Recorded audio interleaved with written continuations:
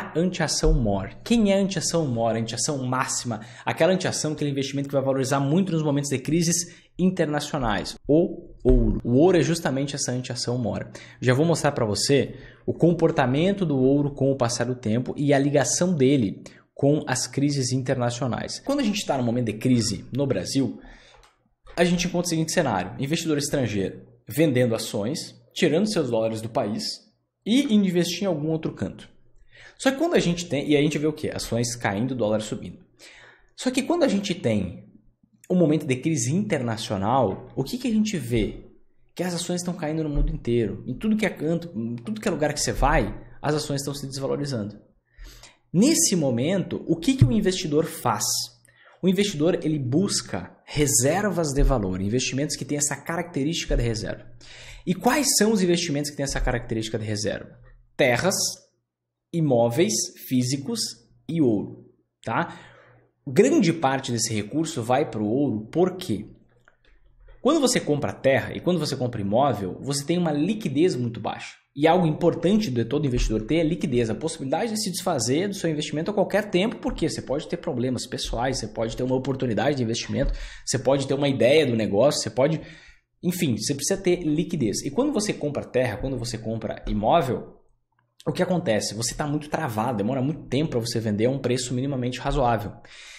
O ouro vai ser justamente um investimento que vai te dar liquidez, que você consegue negociar a qualquer tempo. E ele tem essa característica de reserva de valor por conta das próprias características da pureza do ouro, da maleabilidade, do uso industrial, da própria herança histórica. O ouro é um investimento que tem, se estima, né? A gente não consegue ter uma precisão exata, mas se estima que o ouro ele tenha aproximadamente um histórico de 5.000 anos de uso como investimento. Então, é algo chamado efeito Linde, certo? O que é o efeito Linde? Quanto mais tempo algo vigora com algum status, mais as pessoas esperam que aquilo continue com aquele status. Ou seja, vamos pegar um caso clássico. Livro O Poder do Hábito ficou muito famoso nos últimos tempos, nos últimos anos, tá? Só que agora, daqui digamos 500 anos, qual vai ser o livro mais lido? O Poder do Hábito, qual que você acha? O Poder do Hábito ou a Bíblia? É óbvio que é a Bíblia. Por quê? A Bíblia tem 2.000 anos aproximadamente, não necessariamente 2.000 anos, mas tem um histórico de tempo muito maior do que o Poder do Hábito. Então, quanto mais tempo algo como vigora, com algum status, quanto mais tempo algo é usado, infere-se que mais tempo aquilo será usado. Então a gente tem essa herança histórica do ouro, foi usado como moeda, foi usado como laço, foi usado como várias coisas. Então o ouro é justamente o colo da mãe. Como assim? Imagine que você é uma criança, você for lá, ralou o joelho. Quando você rala o joelho, para onde você vai correndo? Para o colo da mãe, para a mãe de tudo, ou para o pai de todos, o que você preferir. E o pai de todos, o ouro é justamente aquele investimento que é o pai de todos, é o primário, é a herança histórica, é a reserva de valor clássica, onde você tem liquidez, poder de negociar a qualquer tempo, para você justamente aproveitar as oportunidades de uma crise no momento que você considera conveniente. Então a gente vê foca comigo, investidor vende ações, tira seus dólares do país, tenta investir em algum outro canto, durante algum tempo, alguns meses, alguns poucos anos, não consegue obter retorno em países mais desenvolvidos, porque a crise é internacional, e aí ele começa a migrar para o ouro, e a gente vê o ouro se valorizar absurdamente nesses momentos.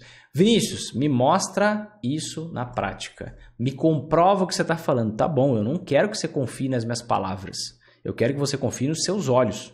Então dá uma olhada aqui, exatamente no que aconteceu. Olha só, em 2000, de 2000 para frente, a gente viu o ouro se valorizando absurdamente. Pronto, agora você está vendo aqui, ó, aquela queda nas ações de 2000 a 2002, tá? Uma queda de mais de 50%. Você viu o dólar, que eu te mostrei agora há pouco, valorizando 125%, 130% nesse período. E o ouro? O que aconteceu com o ouro? A gente chegou a ter uma valorização de 156%. Então, em momentos de crise internacionais, ele acaba se valorizando mais que o próprio dólar.